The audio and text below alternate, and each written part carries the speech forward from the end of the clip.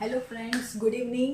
आजचा माझा व्हिडिओ बनवण्याचं रिझन हे आहे की मला माझ्या खूप साऱ्या फ्रेंड्सपर्यंत पोहोचायचं आहे. सो मी प्रत्येकाला कॉल करून नाही पोहोचू शकत, ज्यामुळे मी हा व्हिडिओ बनवला आहे. गाईज, आज मला 5 वर्षापेक्षा जास्त वेळ झालेला आहे फायनान्स इंडस्ट्रीमध्ये, ज्याच्यामध्ये मी खूप सगळ्या गोष्टी पाहिलेल्या आहेत. प्रॉफिट काय असतो, लॉस काय असतो, लाईक त्याचं कॅल्क्युलेशन काय असतं, सगळं. सो माझी मनापासून इच्छा आहे की माझ्या फ्रेंड्स लोकांनीही नवीन सिस्टम फिनटेक इंडस्ट्री म्हणून जो आहे आपला न्यू एरा, त्याच्या बाबतीत शिकावं. कसं आहे ना गाईज, आपल्याला बॅकअप रेडी ठेवणं खूप गरजेचं आहे. बॅकअप म्हणजे काय, एक्स्ट्रा जो जो आपण इन्कम जनरेट करू शकतो, लाईक जे आता तुम्ही सध्या करत आहात, मध्ये तुम्ही जॉब करत असाल, कोणताही बिझनेस करत असाल, त्याच्यासोबत आपण असं काहीतरी करायला पाहिजे जे आपल्याला घर बसल्या किंवा जिथे कुठे तुम्ही आहात तिथून बसलं तरी पण आपलं इन्कम चालू राहायला पाहिजे किंवा आपले इन्व्हेस्टमेंटचे आपले रिटर्न्स चालू राहायला पाहिजे.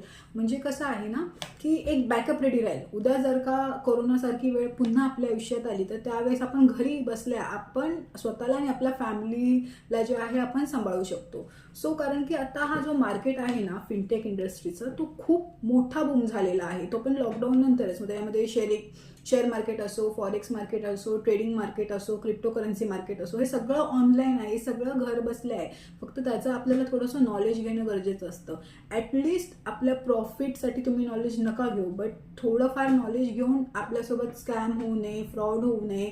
आपल्या घरातल्या आजूबाजूची लोक, खूप सारी लोक जे ह्याच्यामध्ये इन्व्हॉल्व आहेत, कमवतात पण आहेत, खूप सारे पैसे कमवले आहेत, बॅकअप रेडी केलेला आहे त्यांनी. सो तुम्ही त्यांच्याकडूनही नॉलेज घेऊ शकता. लाईक जर आपल्या पॅरेंट्स जेव्हा ते होते, आपल्या पॅरेंट्सचा काळ जेव्हा होता, जर आपण थोडंसं 20, 25, 30 वर्ष मागे जाऊ, तर आपल्या पॅरेंट्सकडे ना स्मार्टफोन्स नव्हते, त्यांच्याकडे इंटरनेट असा काही प्रकार नव्हता, है ना. आपल्याकडे इंटरनेट आहे, स्मार्टफोन्स आहेत, खूप सारे वेज आहेत आपल्याला काय करायचं काय नाही बघायला. जर आपल्या पॅरेंट्सच्या वेळेस त्यांच्याकडे जर थोडासा स्मार्टफोन असता, थोडे पैसे असते, सगळ्या गोष्टी असत्या ना, तर जे काही न्यू इंडस्ट्री आहे त्याच्याबद्दल त्यांच्यापर्यंत पोहोचलं असतं, तर आज आपली लाईफस्टाईल खूप वेगळी असते. लाईक खूप सारा बॅकअप असतो स्पेशली.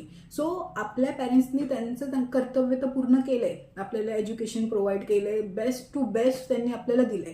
आता याच्या पुढचं पाऊल आपल्याला घ्यायचंय की आपण त्यांना काय बेस्ट देऊ शकतो.